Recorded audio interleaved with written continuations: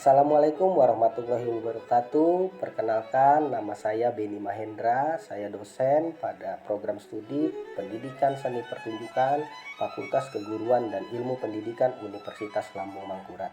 Hari ini saya akan menyampaikan bagaimana penerapan konsep DIA Delivery Instruction Assessment pada pembelajaran mata kuliah kelas tiup dan gesek yang saya ampu. Mata kuliah kelas tiup dan gesek merupakan mata kuliah yang wajib diikuti oleh mahasiswa program studi pendidikan seni pertunjukan, terutama konsentrasi musik. Substansi mata kuliah secara holistik akan membahas bagaimana sejarah, perkembangan, organologi, dan cara bermain alat musik tiup dan gesek. Konten mata kuliah kelas tiup dan gesek sangat penting bagi mahasiswa sebagai bekal ilmu pengetahuan dan keterampilan menjadi pendidik seni. Capaian pembelajaran mata kuliah meliputi mahasiswa mampu menganalisa dan mengkritisi sejarah, organologi, dan teknik bermain alat musik gesek dan tiup.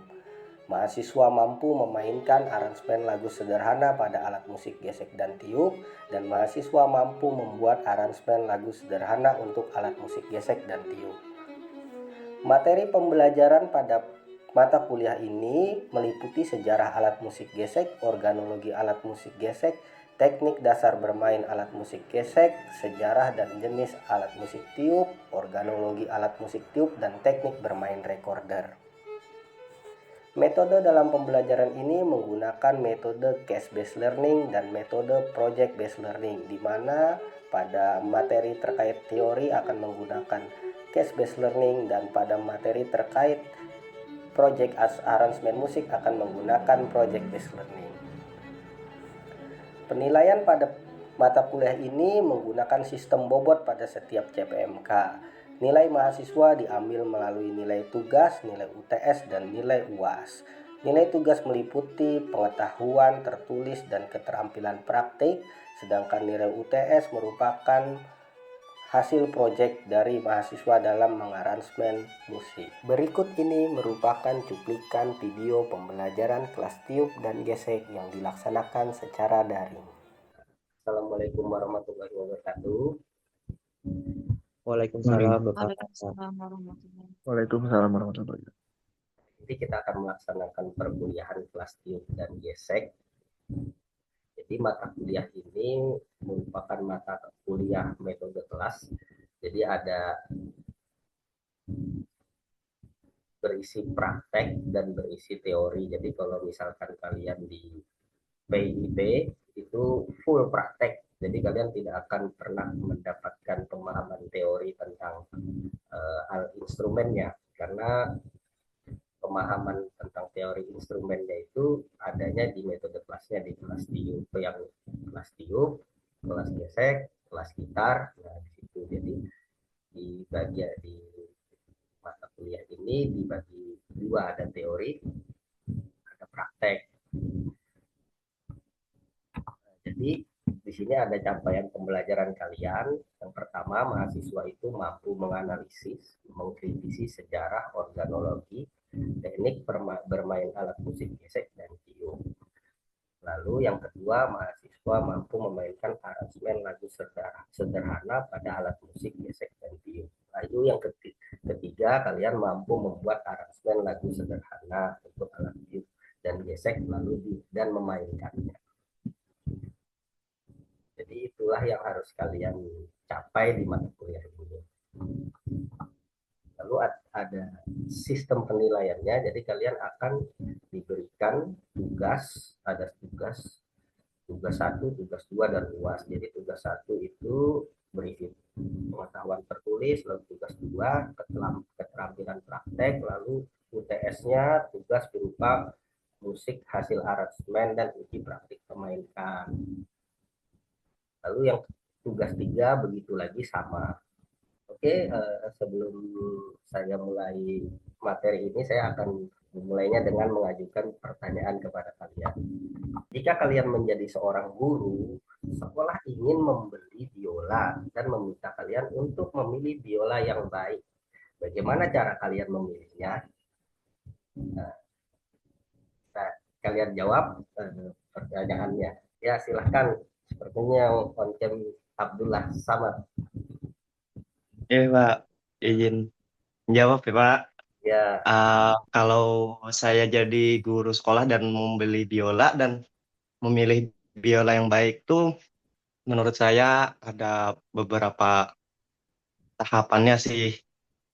Ada bisa kita mencek dari kualitas kayunya dan kalau kita bisa ketemu sama alatnya, barangnya, biolanya bisa dicoba biolanya apakah akustiknya bagus atau enggak. Soalnya biasanya biola yang murah itu cenderung kurang kurang kurang bagus lah kayak gitu. Jadi menentukannya bisa dengan melihat langsung dari segi bahan, dari segi suaranya, akustiknya gitu, Pak. baik. Terima kasih Samad.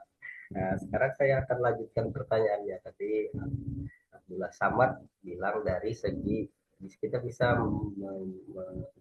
memilihnya, melihatnya dari segi bahan. Kira-kira gimana bahan biola yang baik, yang bagus? Nah, itu pertanyaan lanjutannya. Oke, Pak. Mungkin Kalau kalau yang lain ada bisa memberikan tambahan nanti silahkan. Silahkan Samad. kalau biasanya Pak ya, yang sejauh ini body biola yang baik tuh kelihatan kelihatan dari serat body biolanya yang natural, yang nggak seperti dicat gitu, Pak.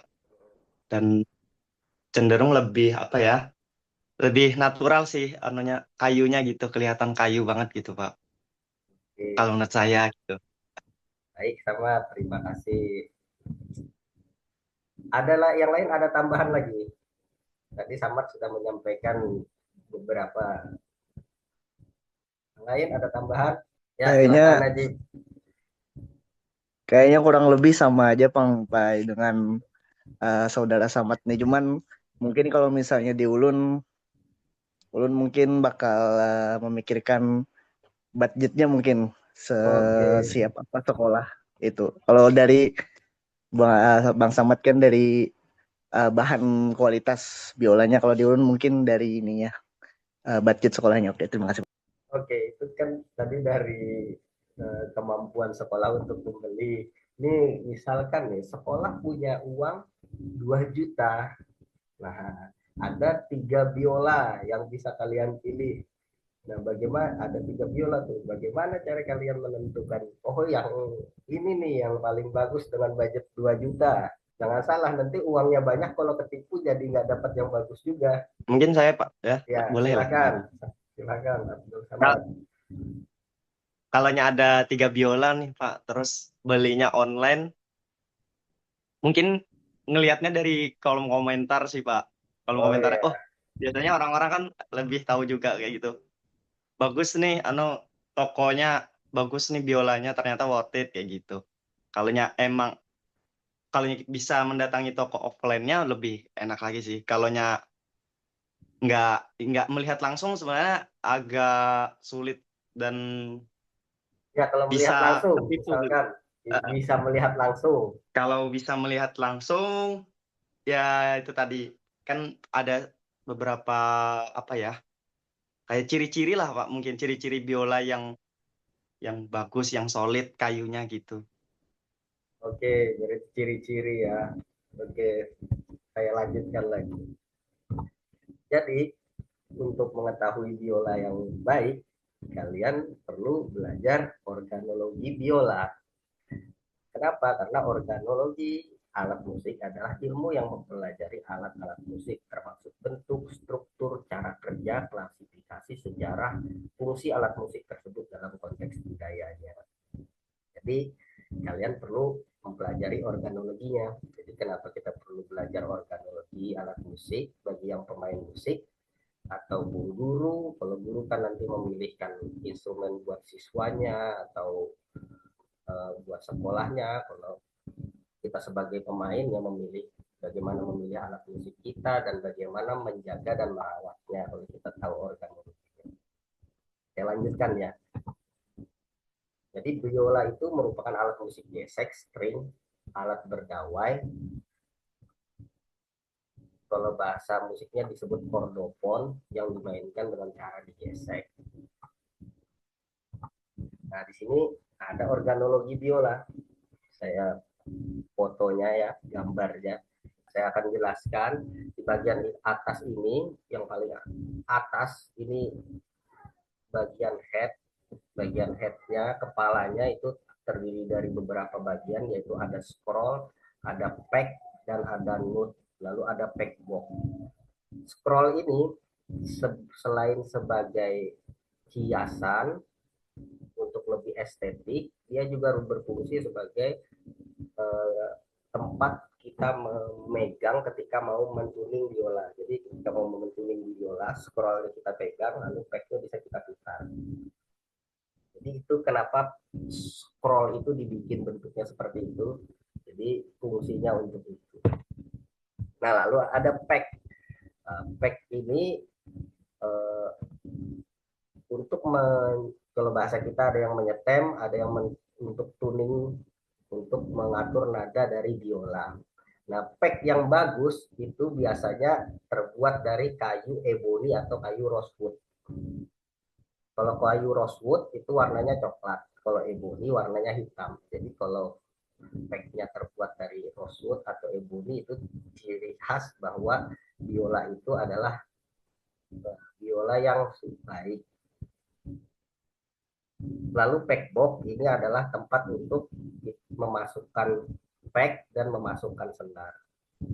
Dan ketika kalian, tadi kan si Samad bilang kalau misalkan dicoba, nah pack yang bagus itu dia diputar tidak berat, tidak kesat, tapi tidak balik.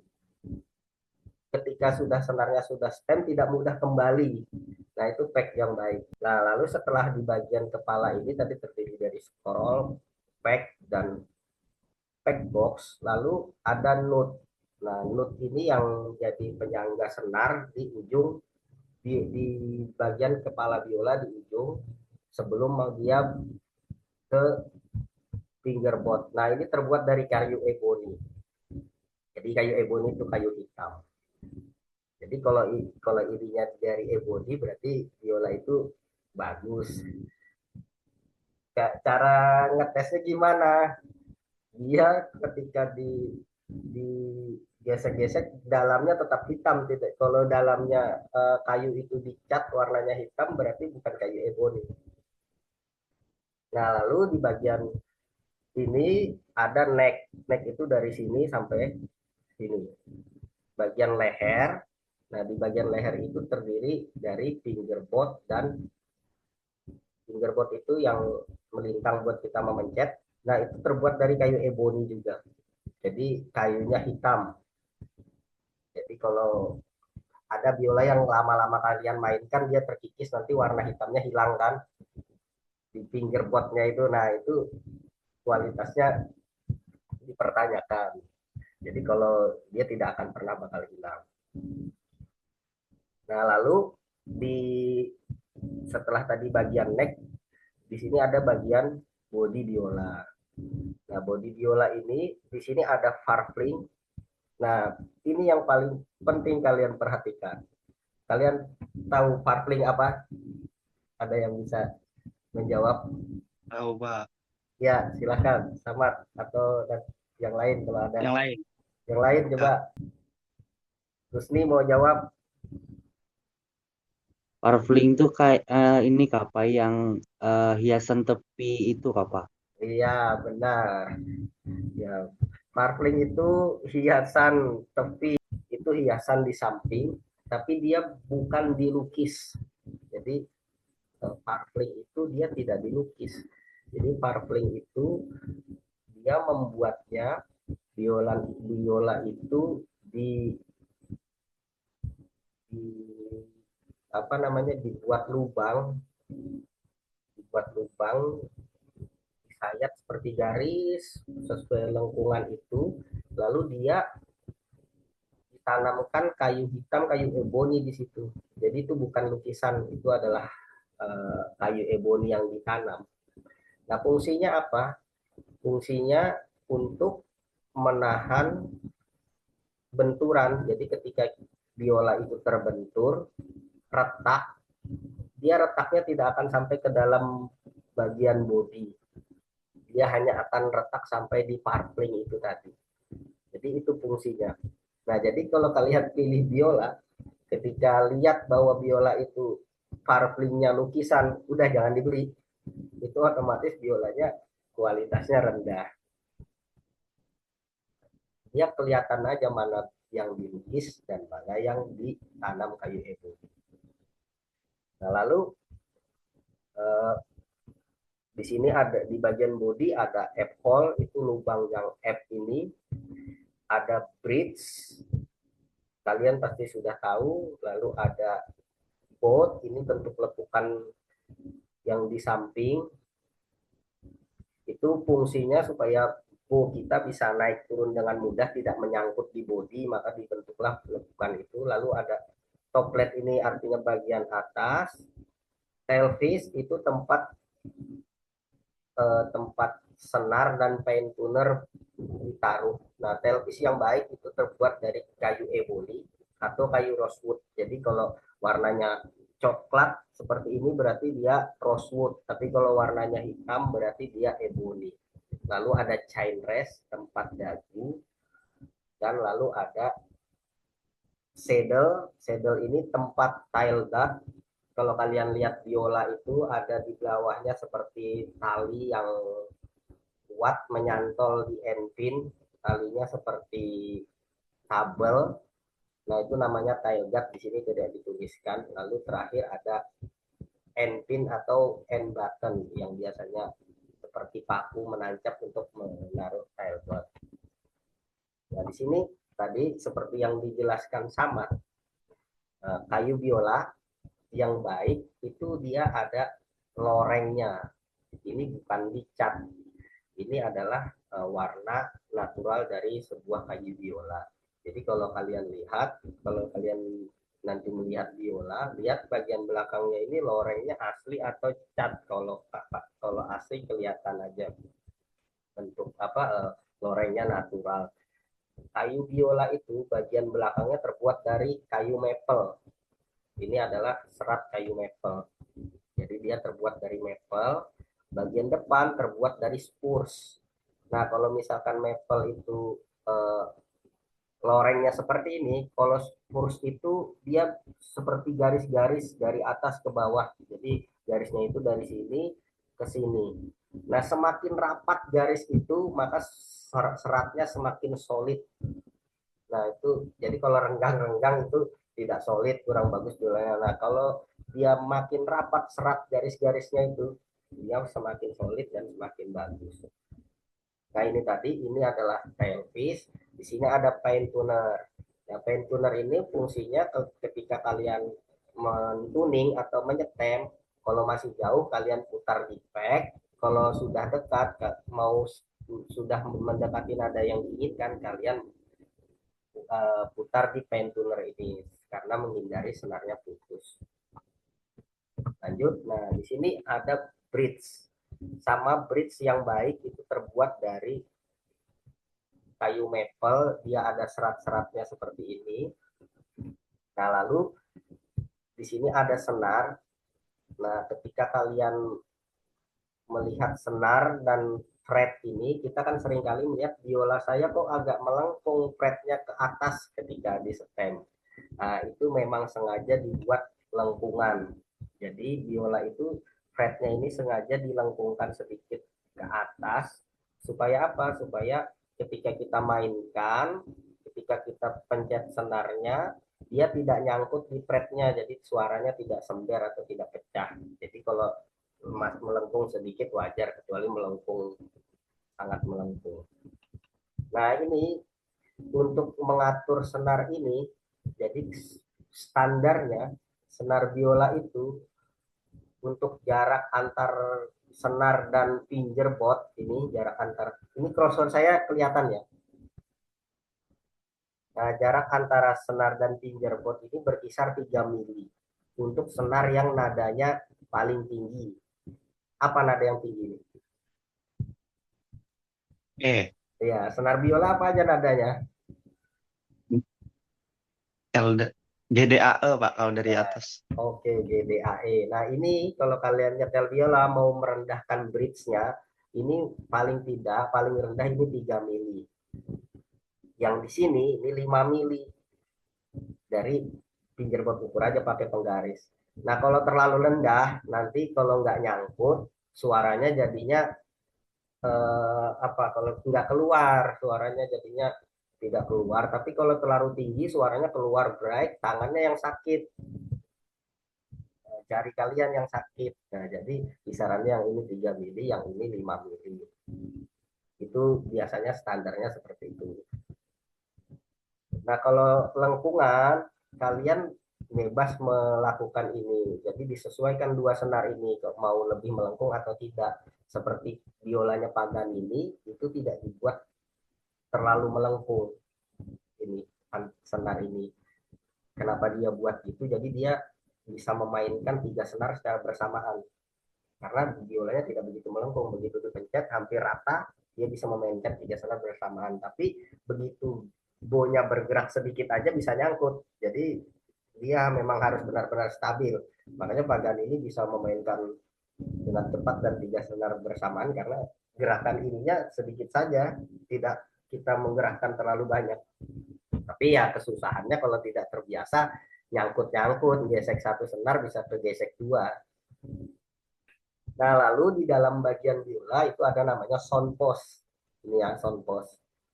Nah, sound post ini untuk menyalurkan getaran dari bodi atas ke bodi bawah. Jadi suara biola bisa terdengar dengan baik. Jangan pernah melepas sound post ini karena tekanan dari atas dari senar ke bodi itu sangat kuat. Ketika kalian lepas ini akan melengkung. Jadi jangan pernah dilepas karena kadang-kadang ada dulu mahasiswa sound postnya dilepas. Biar apa? Biar anu Pak suaranya supaya lebih soft katanya. Jangan dilepas. Jadi kalau kalian mau mengatur suara biola, ada namanya sound post setter untuk menggeser ini. Semakin semakin sound post ini kalian dekatkan dengan bridge, suaranya akan semakin bright atau semakin cempreng, keras. Semakin kalian jauhkan dari bridge, ini dimundurkan soundpost itu, maka suaranya akan semakin soft. Jadi tidak perlu dilepas. Jadi kalian bisa atur, oh saya mau karakter suara yang seperti apa. Dari soundpost ini ngaturnya. Oke, sampai sini ada yang ditanyakan? Oke Pak, ulun ini aja sih, kata orang-orang tuh katanya kayu biola tuh semakin lama itu tuh katanya semakin bagus ya Pak. Itu benar atau enggak sih Pak? Oke, jawabannya bisa benar bisa tidak. Benar ketika kayu biola itu tadi sesuai speknya, kayunya spurs, belakangnya maple. Memang biola itu biola bagus, makin lama akan makin bagus karena semakin lama semakin kering. Lalu cara merawat dan dia tentu saja harus dirawat, harus sering dimainkan juga.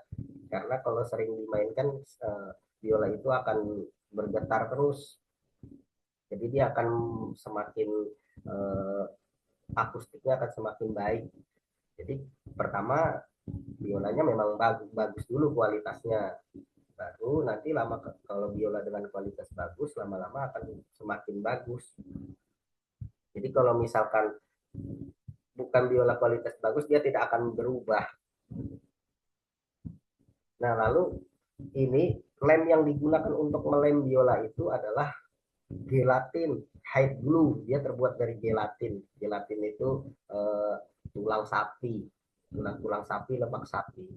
Jadi dia bukan dari lem-lem yang ini, yang apa namanya, lem-lem sintetis yang ada di pasar itu, bukan pakai. Jadi kalau kalian biolanya pecah atau biolanya terbuka, beli aja di toko roti gelatin.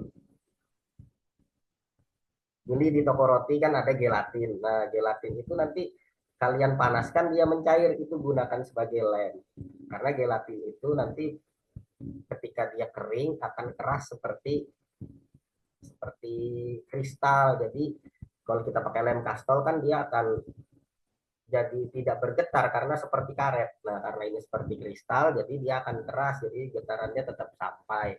Lalu karena dia gelatin, jangan pernah kena air, karena gelatin kalau kena air akan mencair. Makanya nggak boleh kehujanan, nanti dia lepas semua. Nah, jadi seperti itu. Jadi tadi merawat, bagaimana cara merawatnya. Mungkin kalian bisa menyimpulkan ya masing-masing dari saya minta dari kalian kira-kira apa yang kalian dapat dari pertemuan ini. Silahkan saya langsung saja ya. Saya mulai dari silahkan Husni. Dari pembelajaran ini yang lo dapatkan itu cara memilih biola dengan baik dengan benar. Terus yang saya tahu memilih biola yang baik dengan benar itu salah satunya dengan memperhatikan purfling dari biola tersebut. Dan mungkin struktur-struktur biola seperti kayak yang tadi disebutkan purfling, ada beberapa yang lainnya juga. Terus struktur dari bow, mungkin itu Pak dari Ulun. Oke, satu lagi ada yang tambahan dari yang lain? Saya Pak, Ya, silahkan Armina. ya ini. Mungkin kesimpulan yang saya dapat dari pembelajaran hari ini itu mungkin kurang lebih sama seperti Usni Arifin tadi, yaitu mungkin cara pemilihan biola, cara pemilihan untuk membeli biola, terus caranya itu mungkin satu harus mengerti dulu organologi biolanya tersebut, terus bagaimana bentuk dan strukturnya dan gimana cara kerja biola tersebut. Itu aja, Pak. Terima kasih. Baik, terima kasih. Oke, terakhir ya. Jadi di sini sebenarnya pembelajaran yang kita inti dari pembelajaran ini adalah organologi biola, bagaimana bentuk struktur organ dari biola itu. Nah, jadi tadi kalian sudah mendapatkan dari bagian headnya, necknya sampai bodinya apa saja. Nah, untuk terkait tadi pertanyaan bagaimana cara memilih biola itu adalah case study-nya. Jadi di sini saya mencoba melakukan pembelajaran berbasis kasus. Apa ketika kita akan menemukan kasus apa?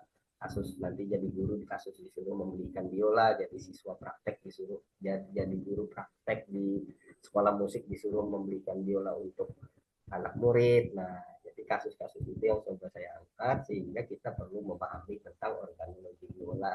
Setidaknya ketika kalian menjadi pemain biola, tahu organ-organnya seperti ini.